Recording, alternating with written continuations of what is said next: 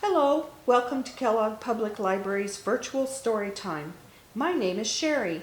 The story I'm going to share with you today is Wei Skates On by Olympic gold medalist Chen, illustrated by Lorraine Nam. Wei loved figure skating. He could still remember the first time he toddled out onto the ice. "Come on, Wei, you can do it," his mom had said. "You're going to love this." And he did. He loved the cool air of the ice rink. He loved the ksh, ksh sound of his skates on the ice, and he loved how he got better and better the more he practiced. Now, Wei was 8 years old, and he had his first competition coming up soon. He was going to the ice rink every day. He was training hard. His routine was awesome. He was excited to show everyone his best. Wei felt great. But as the competition got closer, Wei started to feel not so great. The nearer the big day got, the more nervous he felt. And the more nervous he felt, the more he struggled with his routine. First, he wobbled after a toe loop. Then he forgot his routine halfway through. But the worst, the very, very worst, came the Saturday before the competition. Wei's whole family was there to watch him practice, which meant Wei's whole family saw him trip over his own skates. And his whole family watched him fall over. Wei hadn't fallen that badly since he was 5 years old. What was going on?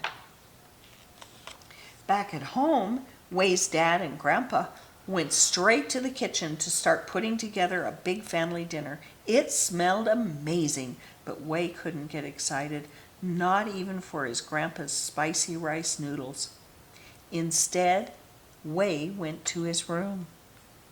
Wei, are you okay?" his mom asked. She came and sat down next to him. Wei wasn't okay. "I'm scared," he whispered. "What are you scared of?" his mom asked. She squeezed his hand. Wei thought about this. What was he scared of? Was he scared of falling down again? Not really. He'd fallen down lots of times. It was part of being a figure skater. Was he scared of being embarrassed in front of his whole family? Nah. Suddenly, Wei realized exactly what he was scared of. "I'm scared of not winning," he said. "I know I can win, but what if I don't? I've been training for this competition for months. Mom, I've been training for years. I have to win." But what if he didn't? Wei felt like crying. Wei, forget about winning," his mom said. Wei stared at his mom. What was she talking about? "I mean it," she said. "The important thing is to try. What if you skated terribly and won anyway? Would you be happy?" "Not really," Wei said. "So do what makes you happy, Wei. Work hard and do your best. And if you make a mistake, well, try not to make the same mistake next time." Dinner was amazing, but Wei hardly tasted it. All he could think about was what his mom had said. Forget about winning. Do what makes you happy. How could he skate his routine in front of the judges without thinking about winning? Was that even possible? What would it even feel like? Maybe it would feel like the wind in his hair, the slick, gritty slide of his skates biting into the ice, that split second of astronaut weightlessness at the top of a jump, his body and his mind working together to show the world what he could do, how beautiful and strong he could be on the ice. Wei realized something important. It would feel good, and maybe feeling good was what Wei needed.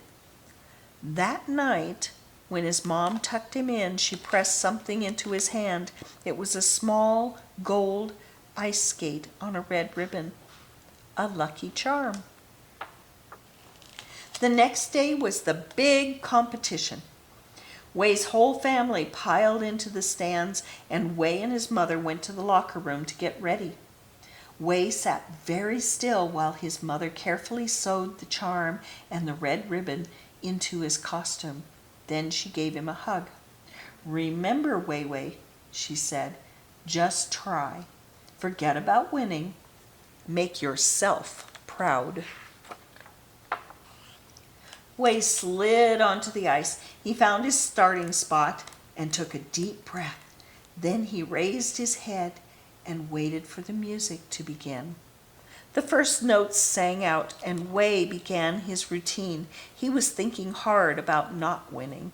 He was thinking about timing his strides just right, keeping his head high, his eyes up, and his whole body strong, picking up more and more speed until he felt the cool air rushing through his hair. Wei flew across the ice. His first jump, the toe loop, was coming up. He shifted his weight and launched himself into it. It felt like time stopped for a moment as he hung in the air. Then Wei was back on the ice, speeding into the rest of his routine. He focused on the moment. The music flowed through him. His body was strong. His mind was sharp. He was having fun. And when the officials handed him a gold medal at the end of everything, well, that felt pretty good too. "You did great. How did you feel?" Wei's mother asked him. "It was fun," Wei said. He gave her a big hug. "Thanks for the advice, Mom, and thank you for the lucky charm. I love you." "Oh, Wei," his mother said, "I love you too, but you did all the hard work. You earned this medal."